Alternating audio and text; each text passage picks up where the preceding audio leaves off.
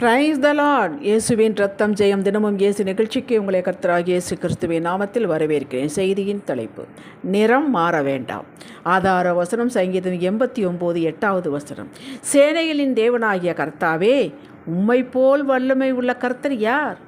உம்முடைய உண்மை உம்மை சூழ்ந்திருக்கிறது. சத்தியவான்களே, கர்த்தருடைய உண்மை அவரை சூழ்ந்திருக்கிறது என்றால் அவர் எல்லா இடத்திலும் எல்லோரிடமும் எக்காலத்திலும் எந்த சூழ்நிலையிலும் ஒரே மாதிரியாகத்தான் இருப்பார் என்பதுதான் இதன் பொருள். அவருடைய தேவ சட்டத்திற்கு முன், பிரமாணத்திற்கு முன் யாவரும் சமமே. அரசனுக்கு ஒரு சட்டம், கடை குடிமகனுக்கு வேறொரு சட்டம் என்பது அல்ல.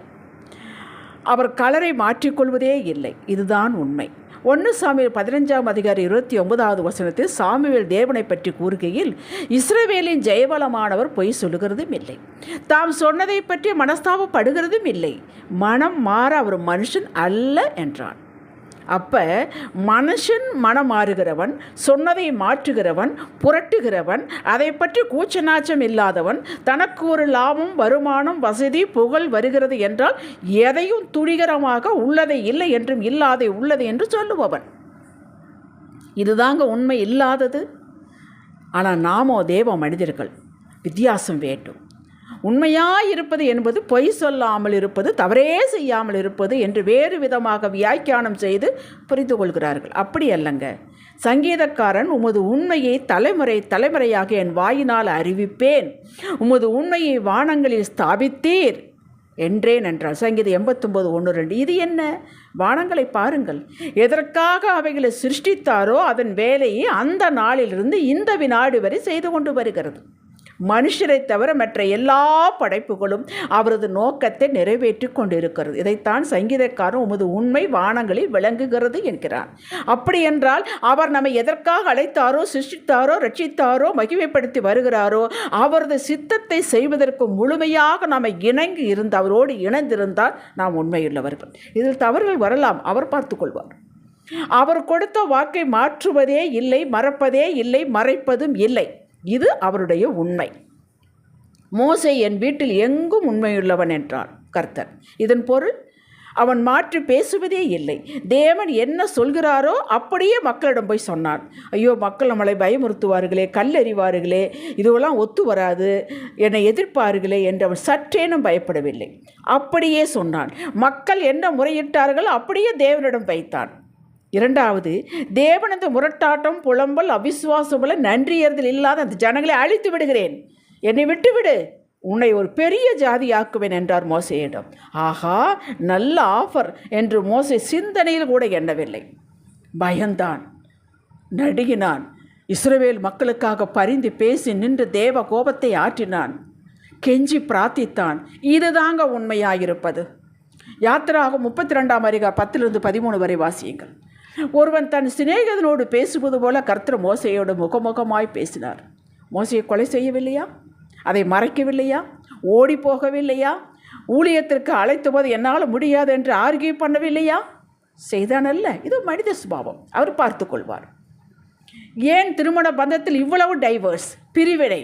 ஒரே குடும்பத்தில் இருந்து கொண்டே பல வருடங்களாக கணவன் மனைவி பேசிக்கொள்வதில்லை, பெற்றோர்களை விசாரிப்பதில்லை, உடன் பிறந்தோரை விசாரிப்பதில்லை, அனுசரிப்பதில்லை. ஏன்? உண்மை இல்லை. என்ன உண்மை? தங்களுக்கு பிடித்தமானபடி பேச வேண்டும், நடக்க வேண்டும் என்று எதிர்பார்ப்பு. இதுதான் உண்மையற்ற தன்மை. தங்களுக்கு பிடித்தமானபடி நடந்தால் விசாரிக்கலாம், ஒற்றுமையாக இருக்கலாம், கொடுக்கலாம் என்றால் ஒருவனும் குடும்பம் நடத்த முடியாது, பெற்றோர்களை கவனிக்க முடியாது, உறவுகளை மெயின்டைன் பண்ண முடியாது. அதை அனுசரித்து போக வேண்டும். நமக்கு பிடிச்சதே நடக்கணும், நமக்கு பிடிச்ச மாதிரியே செய்யணும், நம்மளையே தூக்கி வைக்கணும். முடியாத காரியம். அதனால தான் ஆண்டவர் சொன்னால், உண்மை நேசிப்பது போல் நீ பிறரை நேசி. உண்மை எப்படி நடத்த வேண்டும் நீ நினைக்கிறாயோ அப்படி நீ நடத்து. அதுதான் சத்தியம். தவறு நடந்து விட்டது, பொய் சொல்ல வேண்டிய நிர்பந்தம் வந்து விட்டது, செய்து விட்டீர்கள், சொல்லிவிட்டீர்கள் என்றால் உடனே சக உறவோடு அதை ஏற்றுக்கொள்வது தான் தைரியசாலி, உண்மையானவன். இதைத்தான் கர்த்தர் விரும்புகிறார். பின் அந்த தவறை தெரிந்தே செய்யக்கூடாது. 1 சாமுவேல் 15 தேவ கட்டளை தெரிந்து தில்லாக மீறினான் சவுல். அதை சாமுவேல் கேட்டபோது ஜட்ஜ்மெண்ட் பண்ணினான், தன்மேல் குற்றமில்லை என்று பேசினான். இதுதாங்க உண்மை இல்லாதது. தாவீது தவறு செய்தான், கொலை செய்தான், மறைத்தான். நாத்தான் தீர்க்கதரிசி வெளிப்படுத்தின போது அப்படியே சாஷ்டாங்கமாக தேவ சமூகத்தில் விழுந்து மன்னிப்பு கேட்டார். மனம் வருந்தினான். சங்கீதம் 57:4 வாசியுங்கள். நம்ம ஊர் பாஷையில் அரசன் என்றால் அப்படித்தான் இருக்குதெல்லாம் சகஜம் என்று சொல்லவில்லை. சவுல் மீது கடைசி வரை கை போட சந்தர்ப்பம் கிடைத்தும் தாவீது போடவே இல்லை. ஏன்?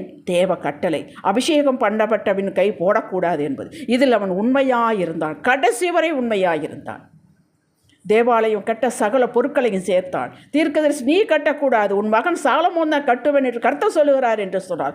அப்படியே ஏற்றுக்கொண்டு கீழ்ப்படிந்தான். நான் தானே இவ்வளவு சேர்த்தேன், நான் கட்டுவேன் என்று சொல்லவே இல்லை.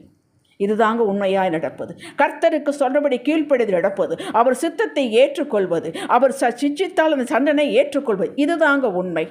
இதுக்கு எதிர்த்து நாம் நிற்கக்கூடாது. தேவ கட்டளைக்கு எதிர்த்து நிற்கக்கூடாது. தேவ பாதைக்கு எதிர்த்து நிற்கக்கூடாது.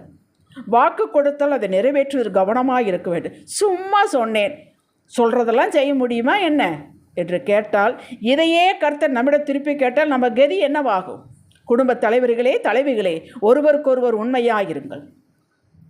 பொய் சொல்லி அந்த சமயத்தை தப்பித்து கொள்ளலாம். ஒரு தவறு நடந்து விட்டது, பொய் சொல்லி தப்பித்து கொள்ளலாம், சண்டையை தவிர்த்து விடலாம். தேவன் இதை கணக்கில் வைக்கிறார். உங்களுக்கு எனக்கு இது வேணால் சகஜமாக இருக்கலாம், ஆனால் தேவனை மனது வேதனைப்படும். இது ஒரு கேன்சர் போல உள்ளேயே இருந்து வினையாக்கிவிடும். கண்டுபிடிக்கப்பட்டு விட்டால் அப்போ இப்படித்தானே எல்லாமே என்று மொத்த வாழ்வும் வீதிக்கு வந்துவிடும். சண்டையே வந்தாலும் சரி, பூகம்பமே வெடித்தாலும் சரி, தைரியமாக உண்மையை கூறிவிடுங்கள். அன்று அந்த பிரச்சனையை முடித்து விடுங்கள். பின் சுமூகமாக சந்தோஷமாக இருக்கலாம், வாழ்நாளெல்லாம் நிம்மதியாக இருக்கலாம். உங்களது மதிப்பு கூடும். சூழ்நிலைகளை வைத்துக்கொண்டே உண்மையில்லாமல் நடக்காதீர்கள், பேசாதீர்கள். நீங்களே தவறான வழிகாட்டி குழந்தைகளை வைத்துக்கொண்டு செய்யக்கூடாது. குழந்தைகள் பார்க்கிறார்கள், பிள்ளைகள் பார்க்கிறார்கள். நீங்கள் ஒரு மாதிரியாகி விடுவீர்கள், நல்ல மாதிரியாக இருக்க முடியாது. நீதிமொழிகள் 28:20 சொல்கிறது, உண்மையுள்ள மனுஷன் பரிபூர்ண ஆசீர்வாதங்களை பெறுவான் என்று சொல்கிறது. இது என்ன உண்மை? நாம் உண்மை இருக்க முடிவதில்லை. பல சமயங்களில் பொய் சொல்ல வேண்டி வருகிறது, அமைதியாக இருக்க வேண்டி வருகிறது, இப்படித்தான் இருக்கிறது. இது ப்ராக்டிக்கல் லைஃப்பில் இப்படி இருக்கிறது. ஆனால் நாம் ஒன்று செய்யலாம். அந்த உண்மையுள்ள கர்த்தரோடு நாம் ஒட்டிக்கொள்ள வேண்டும். அவர் மெய்யான திராட்சை செடி, நாம் கொடிகள். அந்த கொடிகள் நாம் அவரோடு ஒட்டிக்கொண்டால் சுத்திகரிக்கிறார். பொய் சொல்ல வேண்டிய நிலையத்தில் அவர் நம்மை அமைதிப்படுத்தி விடுவார். பொய் சொல்லக்கூடிய சந்தர்ப்பத்தை இல்லாமல் பண்ணிவிடுவார். அவரோடு ஒட்டிக்கொள்வோம். சகல ஆசீர்வாதங்களை நாம் பெறலாம். அவரை சுற்றி எப்படி உண்மை இருக்கிறதோ அப்படியே நம்மை சுற்றி உண்மை இருக்க அவர் காத்துக்கொள்வார். நாம் செய்ய வேண்டியதில்லை, நாம் மனிதர்கள் செய்ய முடியாது, அவர் செய்வார். ஹல்லேலூயா. ஜெபிக்கலாம். தகப்பனே, நாங்கள் உண்மை இல்லாதவர்கள் தான், ஆனால் நீரோ உண்மையுள்ளவர். உங்களோடு நாம் ஒட்டிக்கொண்டோம். உமது உண்மை தன்மை, உமது வல்லமை, உமது சக்தி எங்களுக்குள் பாய்ந்து செல்லட்டும். கிருபை வேண்டும். எங்கள் ஆத்துமாவை திடப்படுத்தும். பயத்தின் ஆவி எடுத்துவிட்டு அன்பு, தைரியம், தெளிந்த புள்ளி ஆவியை கொடுத்தமைக்கு நன்றி. இதை நாங்கள் வெளிப்படுத்த வேண்டும். தைரியம் இருக்க வேண்டும்.